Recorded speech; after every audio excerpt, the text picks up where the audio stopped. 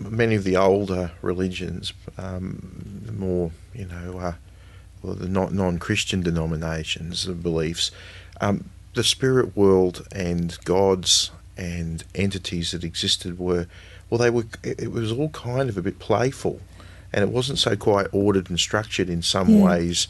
They were also multi-dimensional. Like the ancient Egyptians said, you have to learn to live in 3 planes: the earth plane, the natural plane, and the cosmos. So these 3 planes interacted all the time, and to be say a high priest or a priestess, you needed to be able to interact in all 3 at the same time. Yeah, the question is, are we right now always interacting with that, but we just don't acknowledge that as part of ourselves? I think it's very difficult for people in a city to interact on anything other than the physical plane, especially now with all the digital stuff and electricity. It's cutting them off. And if you live in a high-rise apartment where you're not even in contact with the earth. I never even thought about that, because with martial arts, to gain all your energy to be power, if you wanted to do that 1-inch punch, punch Bruce Lee across the room, you probably can't do it.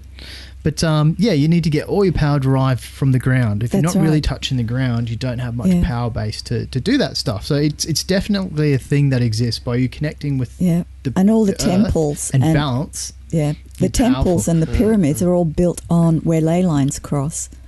So there's energy coming up, pulsing up into them. I was really fascinated before, Amber. You were saying that inside the Great Pyramid, that if you're really quiet, if you can get into the king's chamber and you're really quiet and you don't talk or make any noise, you can hear the heartbeat of the pyramid, and that's coming up, storing it up from the heartbeat of the earth. And if you can then get in an entrainment with the heartbeat, so your own heart is beating at the same time, it's incredibly healing and it lengthens your lifespan. Wow. So that's why I pay the Egyptian government for 2 hours private access in the Great Pyramid. It's not bribes. Probably is. No, not bribes. No. I'm sure it is. No, okay. No, but it sounds fascinating. So, Jack, we want to know a bit about Brisbane. So what are our ruins, our houses like in Brisbane? What have we got to offer for people to go and experience or try to experience something a bit supernatural, so they can delve in to see what this phenomena is?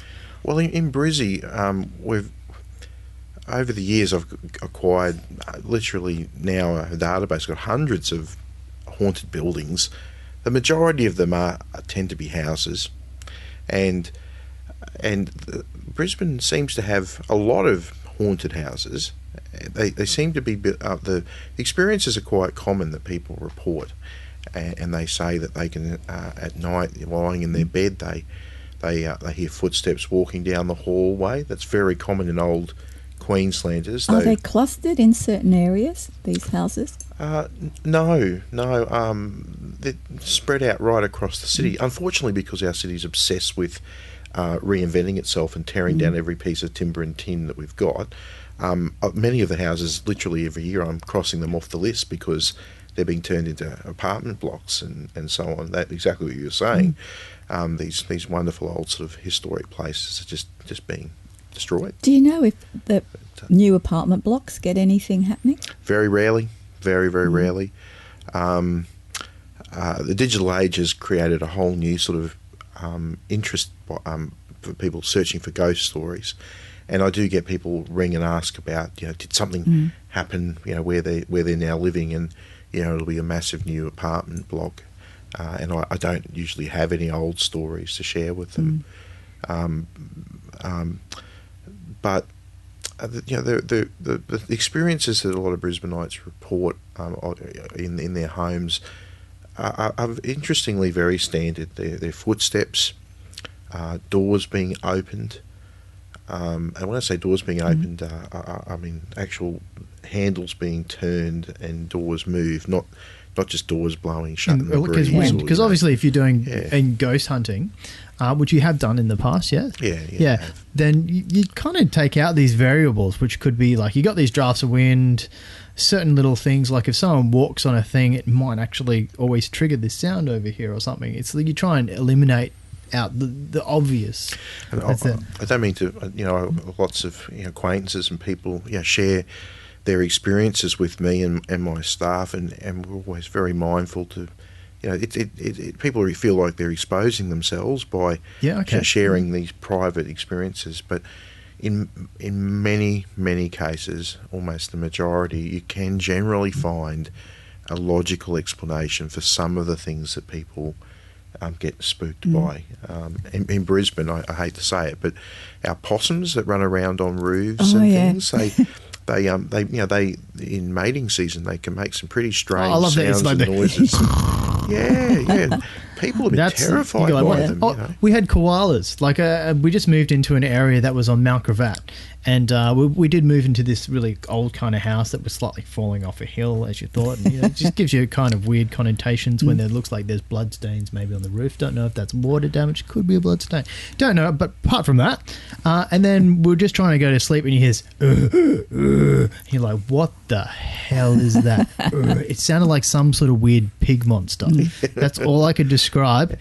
And then I found out comically that that's actually the sound koalas make. Yeah. So it actually wanted to hang out with us in a slightly probably sexual manner. But let's pass that off. But it sounded, and I guess you can mistake that for some weird monster.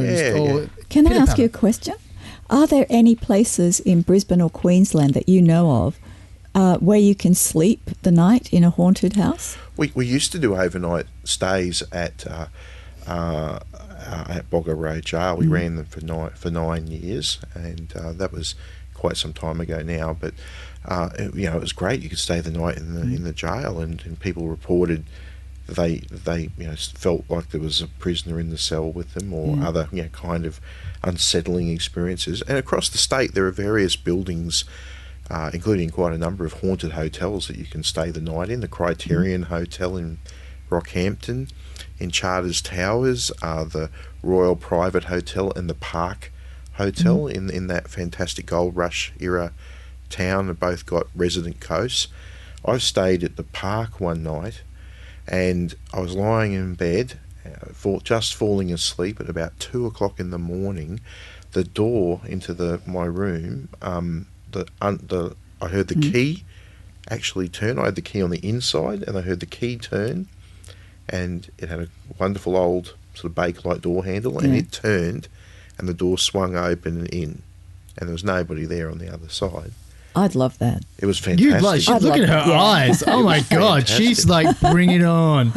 I'm going to hug them. The ghost there is a wonderful story. Not a nice story, but Bridget was a former licensee of the hotel.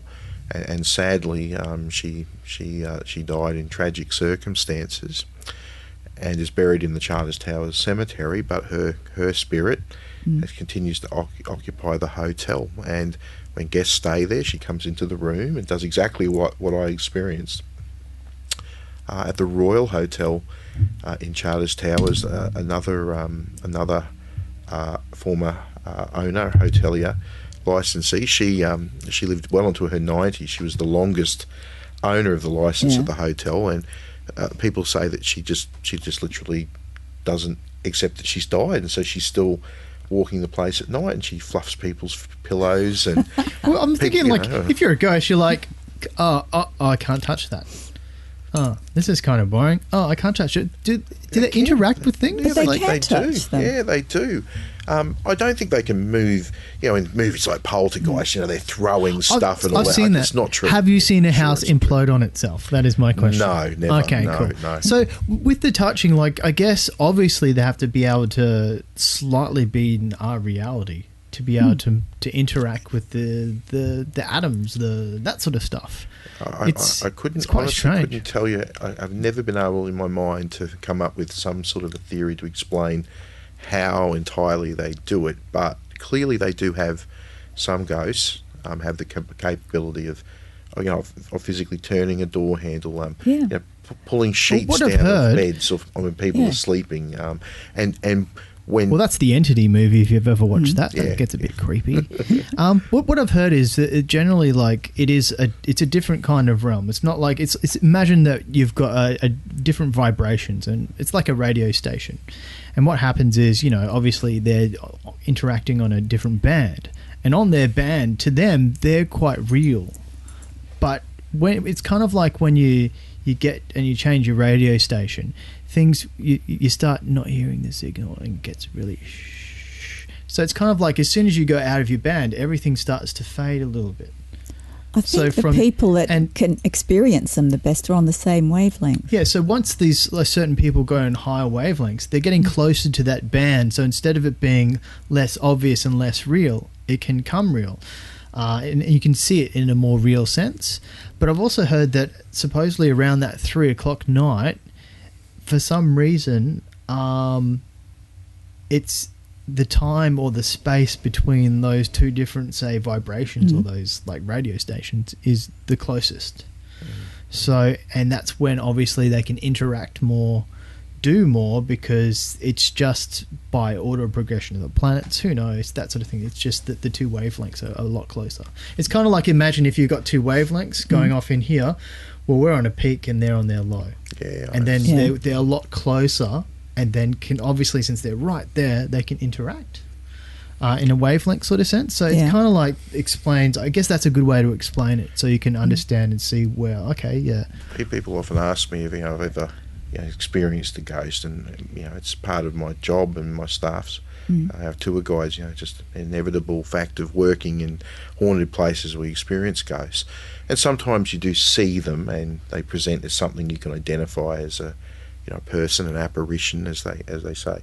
But for quite honestly, the most common ways that they physically interact with us is that they kind of, well, for me, I think one of the most disturbing and creepy things that ever have happened is they kind of come and they sort of stand in part of you. Yeah, I've and they had sort that of happen. snag on you like behind cobwebs. You. Yeah. And you can actually feel that inside in some way. They kind of, like cobwebs, they kind of snag on your insides. It could have been, sorry, sir, I didn't realise I was actually standing inside of you. Yeah. I'll just move a little to the left. How do you like that?